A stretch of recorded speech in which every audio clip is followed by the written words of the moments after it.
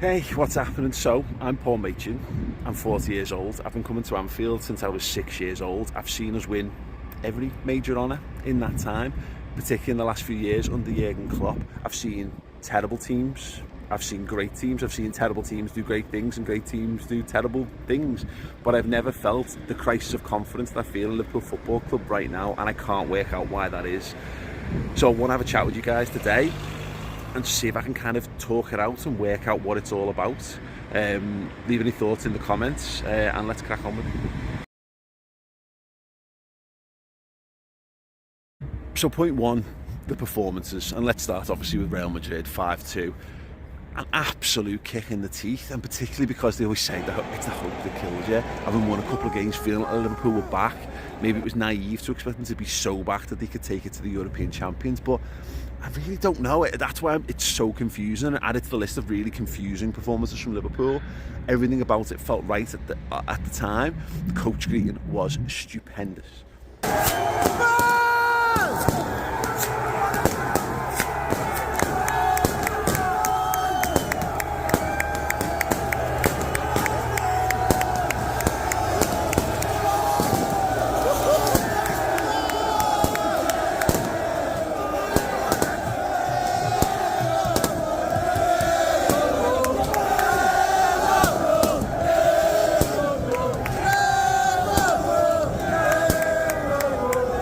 It was as good as anything that we've done in the past. It was a great show of support, really added to the atmosphere. The flags from Spy Cop, people getting into the ground, the atmosphere, great, going 2-0 up, great. And then that weakness showing itself again, and it's such a bitter pill to swallow because we've seen it so many times this season. Liverpool having that soft underbelly means you can't be relaxed, and it doesn't feel like this team has it. Doesn't feel like they've got our backs in terms of our happiness, and because so much of our happiness is hinged upon Liverpool winning football games, that is really, really hard. Are we putting too much of our faith? Am I putting too much of my faith in 11 fellas kicking a ball around? Yes, but that's what being a football fan is. You don't get to switch that off, unfortunately, and that's the problem this season. We've seen some great high performances. Going to Ajax away, phenomenal. Rangers away, phenomenal. 9-0 Bournemouth, great. Beating Man City at Anfield, great. You know, this side can still do great things, but it's lost the ability to do them consistently or perform at a consistent, solid level, and that is really undercutting things because this sense of like, yeah, Liverpool have got it, we're probably going to be sound. Worst case scenario, we're going to be very hard to beat, and in reality, our good players will turn up and beat you. And that's been Liverpool for 5 years under Jurgen, and that's not here anymore.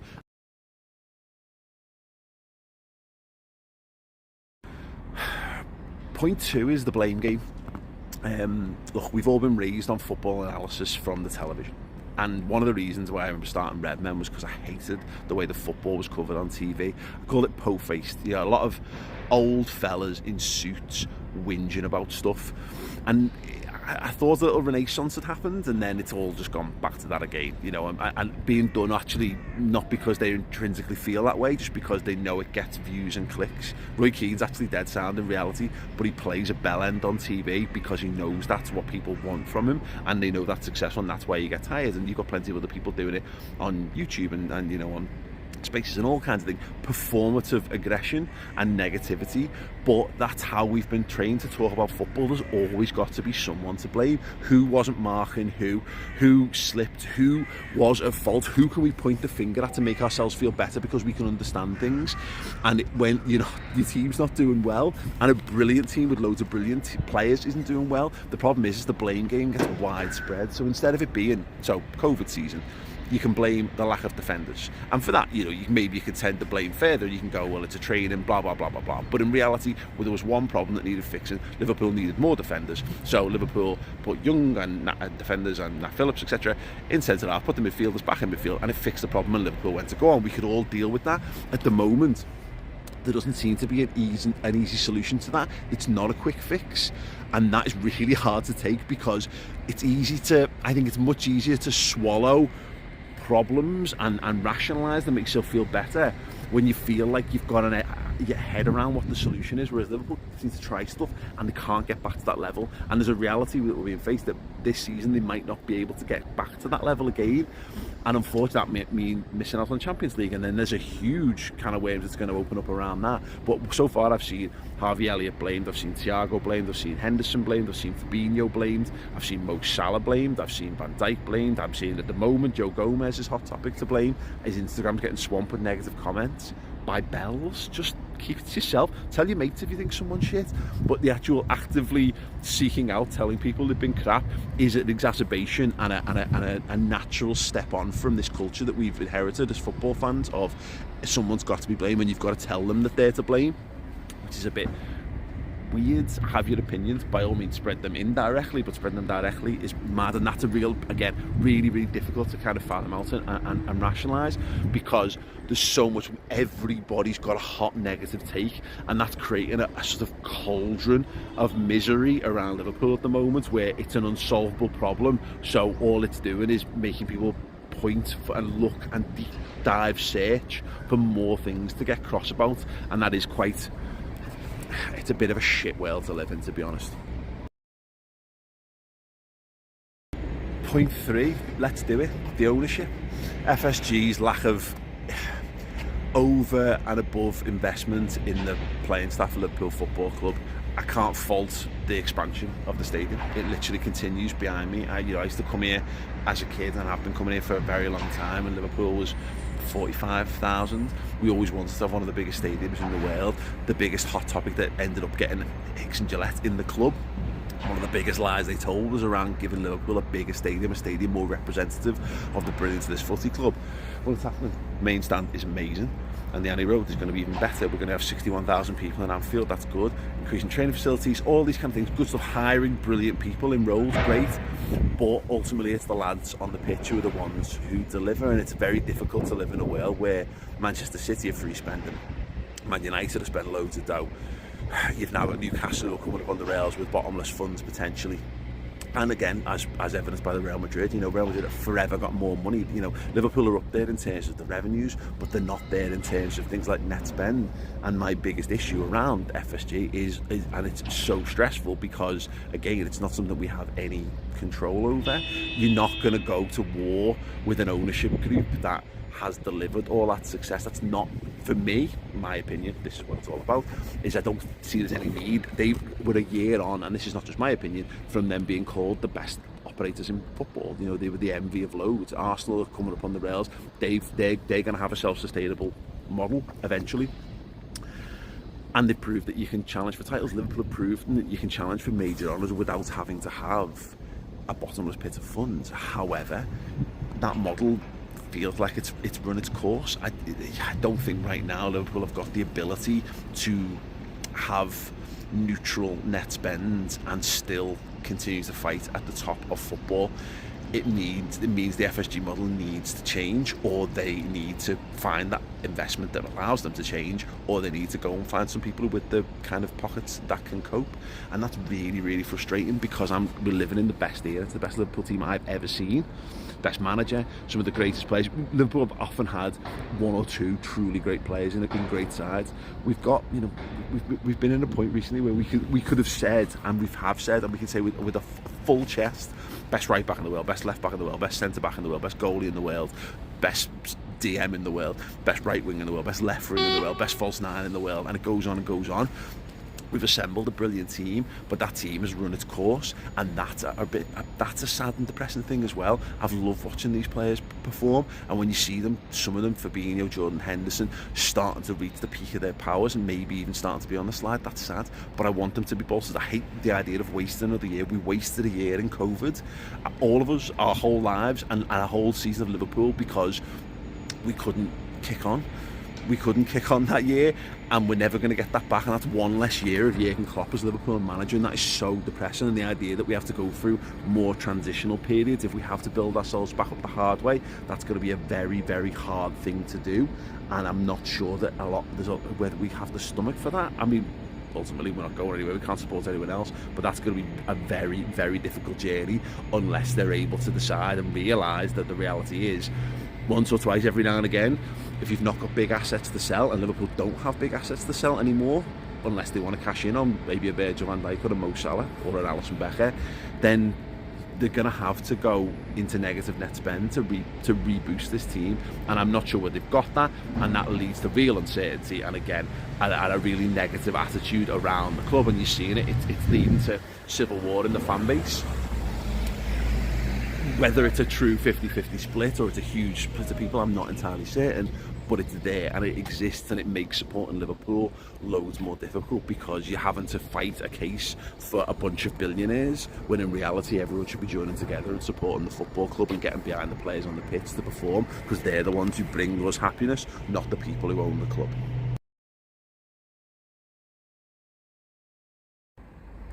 Right, listen, let's do it. Takeover talk. Horrendous. It has created probably the most negative response in Liverpool's fan base, and that's one of the. It's kind of tied into FSG, of course, but they opened a huge can of worms, and that's another situation where it's ill-advised, it's ill-thought through. It's a bit like the Super League stuff, only ultimately much worse, because at least the Super League stuff unified the Liverpool fan base. This has fractured them in a huge way, because there's some people, of course, who just want Liverpool to have lots and lots of money, and they don't care where that money comes from. And that's football in the post-Abramovich era. We equate having loads of money with success, and to some extent that's right, isn't it? You know, you see Man City winning title after title because they can afford to drop ridiculous money on Haaland and Grealish, etc, and Liverpool having to kind of play to a budget and play within their means feels, I don't know, a little unfair to some extent. So I can understand that there's a clamour for people to want someone to come in, a sugar daddy to come in, and it's like it's our turn. But I don't know, for me it feels at odds with the sort of ethos of the city to some extent. I quite like the fact that Liverpool are self-sustaining. I want them to continue to be run within themselves. Plus, it would be nice to be able to go above and beyond sometimes. Goes back to the idea of FSG needing to change. If they're sticking around, which apparently they are, then they need to change the model, because there's times when you do need to sugar daddy it a bit. It can't just be totally sensibly run. Sometimes that's a path to disaster. Now, you don't want to spend over your means time and time again, because that's not sustainable, and that also goes into this idea of having a mega rich owner for whom Liverpool is a plaything. That is a really depressing thought for me, because, you know, if you spend above your financial means, and I know this is a business owner, you can do it. You can take loans out and you can gamble on things for the future, and maybe you make a big success of it.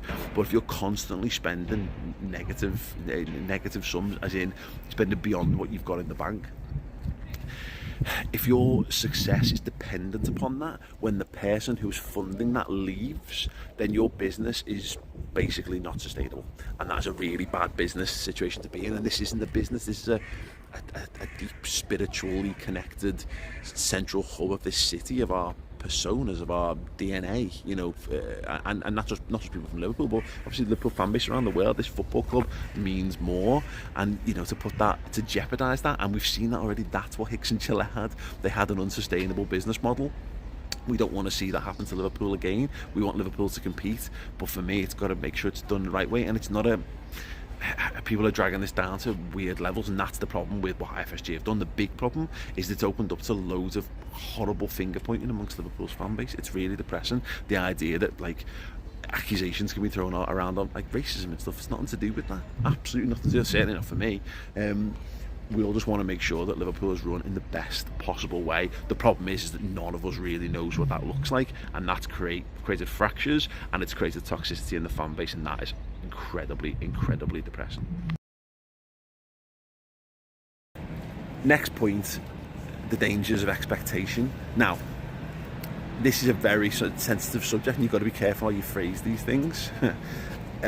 Liverpool should be held to the highest possible expectations. They're one of the biggest football clubs on the planet. They're a footballing institution. They've won it all. They've been everywhere. They've seen it all. They've done it all. We want them. Every single Liverpool fan wants them to be at the top. But I haven't truly supported a Liverpool side that's been to the top before. You know, I was a kid the last time Liverpool were a truly dominant force. Liverpool have been kind of plucky underdogs and also rans for most of my life. I don't really know how to handle being at the top, and I certainly don't know how to handle now that we expect Liverpool to be at the top and they're not at the top. And that means that it's very hard to judge performances, and particularly when Liverpool are in effectively a rebuild of that great side. it's hard to know where they're at, and it's hard to judge where they should be at, and it's hard to know how you should be talking about those kind of things. Liverpool have clearly got a very, very talented crop of young players who've got the world at their feet in potential. They've got a manager who has proven time and time again that he's capable of elevating footballers to levels that other managers simply can't, and previous Liverpool managers haven't been able to. I'd give anything to see him manage that Liverpool 90s crop of Fowler, McManaman, Redknapp, Matteo, etc. What could he have done with a young Steven Gerrard or a young Maych? And we'll never know, but I can guarantee it would have been something absolutely spectacular. But we're in a world now where Liverpool, having nearly completed football, are now miles off it, and it's so hard to know because they're forever in the shadow now of that side until they are able to be big enough to fill those kind of boots again.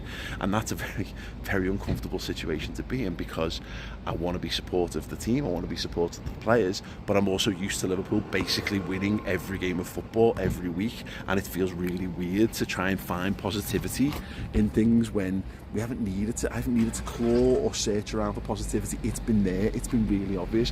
I hate misery and negativity. I don't like to talk about the negative aspects of football because I'm not educated enough in football, and there's opinions, and everyone's entitled to opinions, and I'm happy to do opinions, but when it comes to being hypercritical of certain elements of the football, I don't like to do that too much, because ultimately there are loads of things that I don't know. It's much, much easier when Liverpool are great, because you can just say, they're great, wasn't that great, look at all the boss things. And in the past, I've spent 13 years making videos about Liverpool, forensically analysing Liverpool games, home and away, and training, everything in between.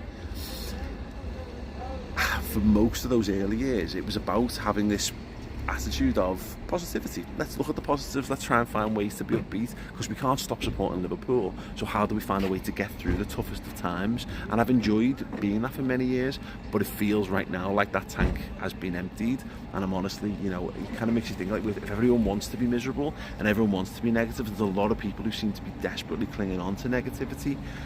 I'm almost at that point where I'm kind of fine, get on with it. I can see good things, and I can get enjoyment from football in the small moments, in the little twists and turns, and great touches, and great through balls, and great tackles, and great goals scored, and feelings and celebrations, and the experience of going the game and sharing time with my friends and family, and and chatting to boss people online about it as well. But it at times it does make you think, why, I mean, for me personally, why do I continue to have to go to the well? For what? What's the reward? And ultimately the reward is, and has been, being able to build a Liverpool media empire. That was the crux of what we were built on. But the problem is, of course, is that we live in a world now where people presume agendas, and people presume you're being positive because you're somehow in people's pockets, or you're doing it. I've always been a glass half full person, but the centre of this video has been, I feel that glass feels just empty at the moment. The tank has run dry, and maybe that's a real lingering knock-on impact of just being absolutely devastated by going to Paris and having police point guns at me when I was just going to watch a football match. I don't know, but the biggest problem I'm facing right now is, Liverpool got a lot of football games left to play, and have I got what it takes to get myself back on side for this without Liverpool being absolutely brilliant week in, week out?